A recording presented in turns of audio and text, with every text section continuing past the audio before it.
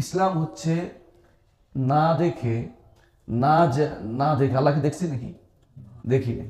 মালাইকাদের দেখেছি? দেখি নাই। কিতাব নাজিল হতে দেখেছি? দেখি নাই। রসুলদের কাউকে দেখেছি? দেখি নাই। কবরের আযাব দেখেছি? দেখি নাই। হাসরের মাঠের জিনিস দেখেছি? দেখি নাই। এত কিছু না দেখার পরেও এর উপরে ঈমান আনা, এটা হচ্ছে ঈমান বিল গায়ব। আর দার্শনিকদের কথা হলো যা দেখি না তা মানি না। তাহলে কি হলো? সম্পূর্ণ উল্টা, সম্পূর্ণ উল্টা।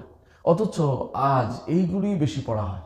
বেশিরভাগ মানুষই দেখা যায় যে যুক্তি দিয়া ইসলামকে প্রতিষ্ঠা করতে চায়।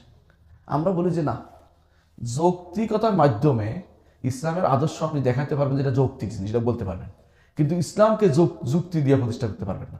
আল্লাহর ঈমানের উপর আমরা সারাদিন যুক্তি দেন না কেন, যুক্তি দিয়ে কাজ হবে না। যেই ব্যক্তি এই জায়গাতে ঢুকেছে সেই জায়গাতে একসময়